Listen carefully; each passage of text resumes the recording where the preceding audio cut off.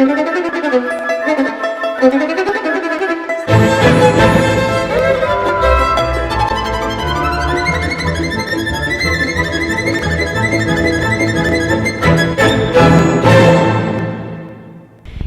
is, of course, known for its luxury brands, and that also expands into the boating business. We're here at Azimut Benetti, which is a luxury Italian boat maker, and it's nestled in the hills here behind. We've got an entire factory dedicated to the engineering and design of these amazing luxury liners here behind me. Some of the smaller boats and some of the larger boats, we're told, go for millions of dollars around the world, and if you'll follow me, we're going to take a look inside the factory and have a look at how they're made.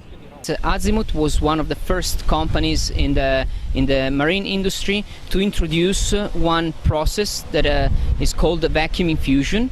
It was imported, let's say, from the Scandinavian countries that knew it years before, and it's special about the fact that it allows you to get a laminate which can be even thinner than the regular lamination, and with higher performances. What's the difference between a regular lamination, a standard lamination, and a vacuum infusion? A regular lamination, it consists on a manual process, manual working. You stack all the different plies of fiberglass with different orientation, well, with the orientation that you need to achieve a certain performance. So you stack one layer of fiberglass, you laminate manually.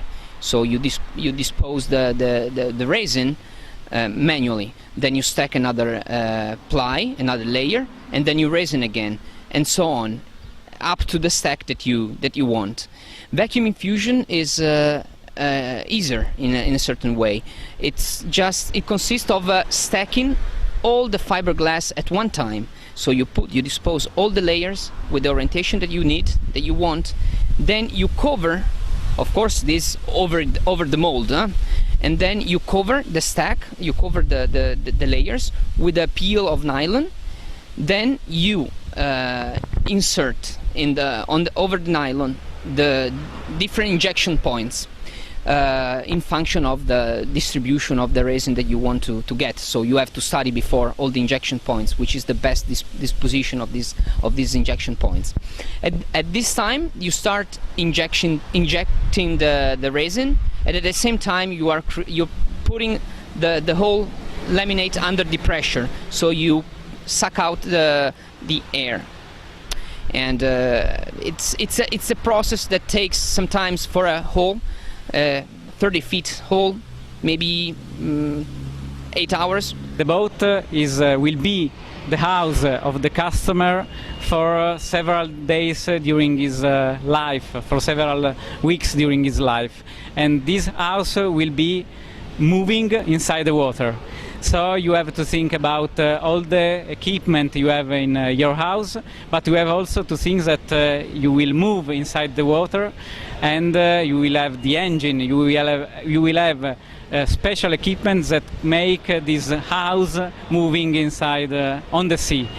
When the boat is finished here in Avigliana, we deliver it to Savona, where we tested in the sea. Each boat is tested in the sea. After that, if it passed all the tests, we deliver it to the final customer. Seeing these monster yachts for the 1/10 of the 1% being made essentially out of fiberglass, which is called by some the next asbestos, fiberglass resin, which is full of formaldehyde and is being radically controlled, PVC filler, which is made from fossil fuels, antique, which is essentially a blood timber that comes out of Burma.